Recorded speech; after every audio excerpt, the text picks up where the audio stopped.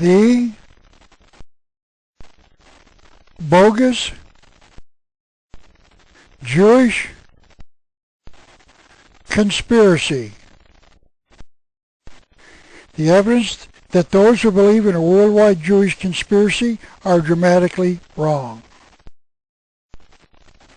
A presentation of Publius Productions.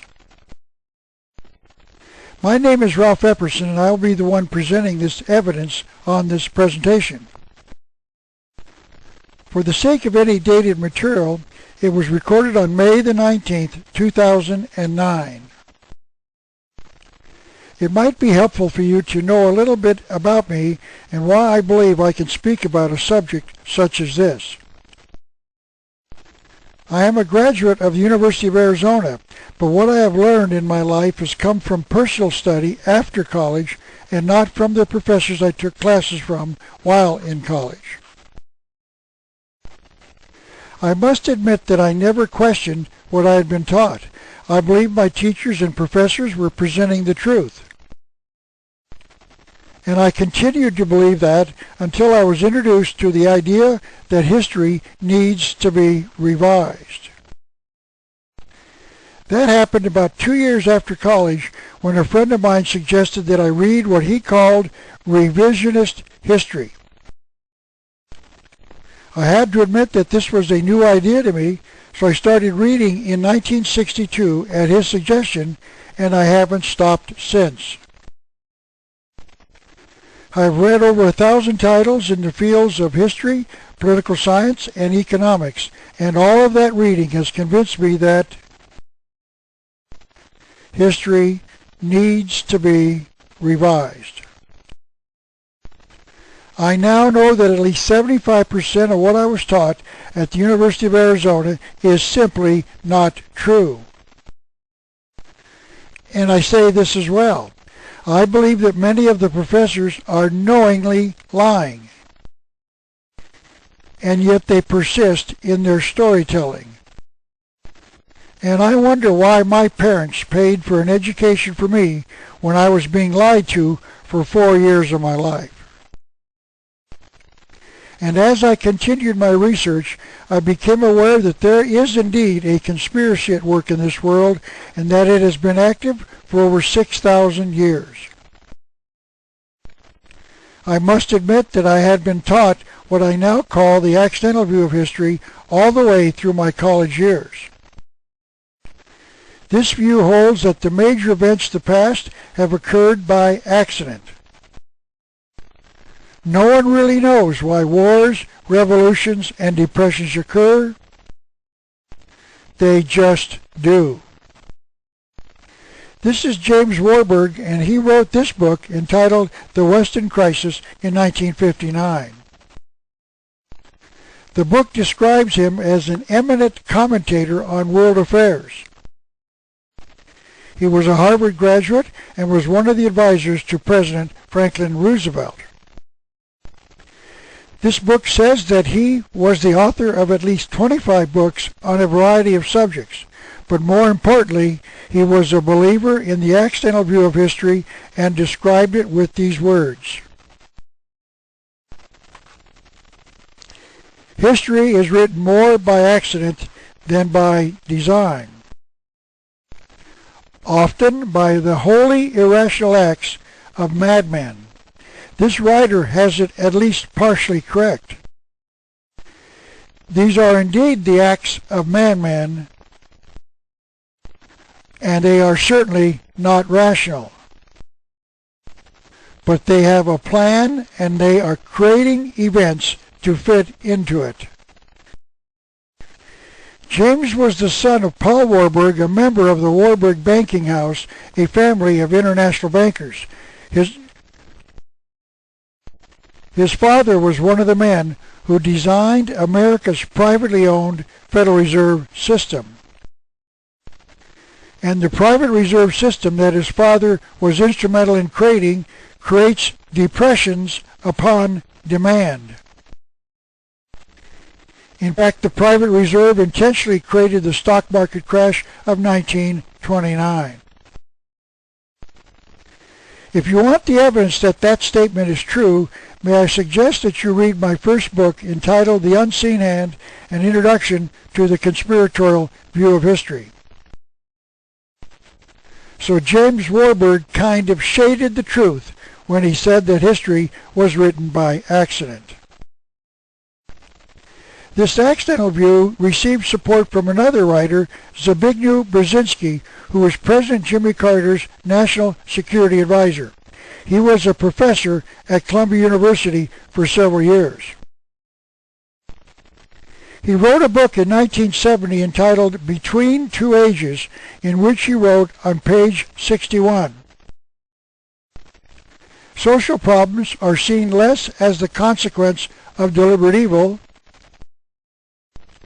and more as the unintended byproducts of ignorance." This wasn't stated as clearly as I would have liked, but that is the way this man writes. He is saying that problems are unintended and they are caused by ignorance.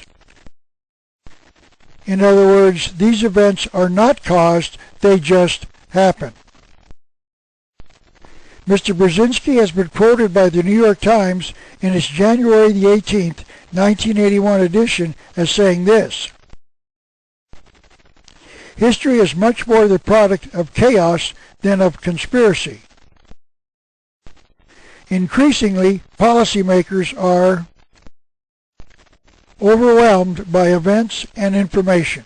So once again, Mr. Brzezinski was repeating that these events just happen.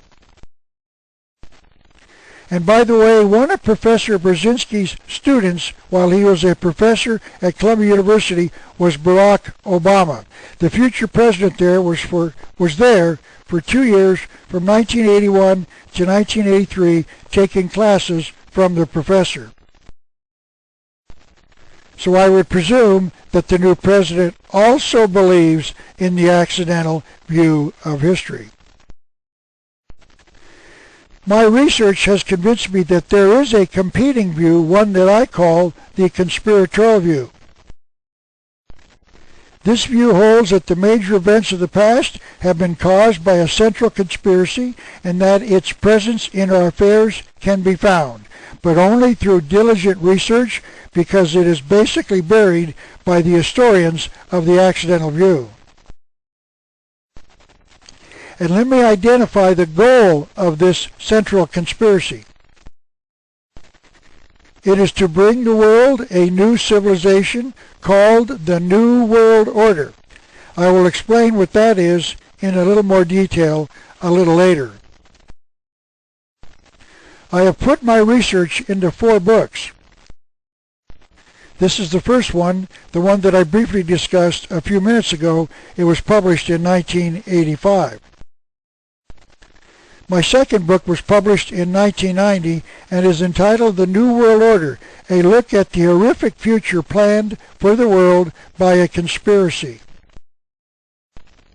My third book is entitled Masonry, Conspiracy Against Christianity, and it is an examination of the rituals of the Masonic Lodge, wherein the Masons take an oath with a sword in their hand to destroy Christianity. It was published in 1997.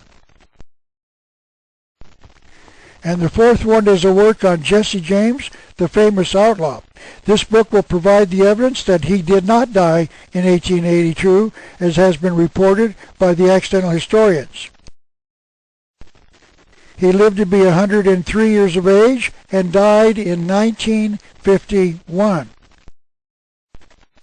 And between the years of 1882, when he supposedly died, and 1951, when he really died, he was a major figure in support of this conspiracy.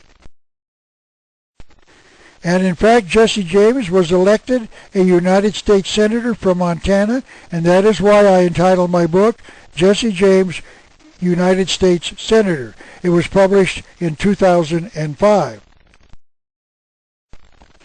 So all of my 40 years of research has convinced me that there is a conspiracy at work, and that Brzezinski and Warburg are dramatically wrong. And this cartoon shows that they have plans for the world. They plan on pushing it over the edge of a cliff. And this cartoon amply describes my task, to try to prevent the future this conspiracy has planned for this world. And I am firmly convinced that the people pushing this world over the cliff are not Jewish, as many people believe. In other words, there is a conspiracy at work in the world, but it is not Jewish. So let me now start the discussion of the reasons those who believe in the Jewish conspiracy are dramatically wrong. Let me start by defining the word itself. Webster's defines it as two or more people acting together in secret with an evil purpose. Notice that this conspiracy of two or more people must operate in secret. Now, of course, if people have an evil purpose, they must operate in secret. People with good motives or purposes seek publicity, not secrecy. That makes finding the evidence of a conspiracy all the more difficult. However, all one must do to find the evidence of this conspiracy is be diligent in your research and know where to look. And one of those who has convinced me that there is an actual conspiracy at work in the world was President Bill Clinton. Mr. Clinton told America on live national television on the night of July the 16th, 1992, when he accepted the Democrat Party's nomination for president, that he was part of an international conspiracy already in control of the world. This is the book that he wrote in 1992 along with Al Gore, entitled Putting People First. And on page 217, he has published a transcript of the acceptance speech he delivered that night to the American people. And this is what he said, as reported on page 231. As a teenager, I heard John Kennedy's summons to citizenship. And then, as a student at Georgetown University, I heard that call clarified by a professor I had named KARL Quigley. I believe that most Americans will know that John Kennedy was the President of the United States between the years of 1961 and 1963. But I would hazard a guess that most do not know who Dr. Quigley was. But it is certain that Bill Clinton knew because he spoke about him on national television. Bill Clinton was nominated to go to a program called Boys Nation during the summer of 1963. And it was while he was in Washington that he met President John Kennedy. As he said, the meeting had a big effect on young Bill Clinton's decision to go into politics. Bill Clinton graduated from high school in Hot Springs, Arkansas in 1964. And went to Georgetown University from 1964 to 1968. And his major professor while he was there was Dr. KARL Quigley. So Bill Clinton went to Georgetown between the years of 1964 and 1968, and it was in 1966, sometime between his sophomore and junior years at Georgetown, Dr. Quigley published this book entitled Tragedy and Hope. And we know that it was required reading for his class. We now can read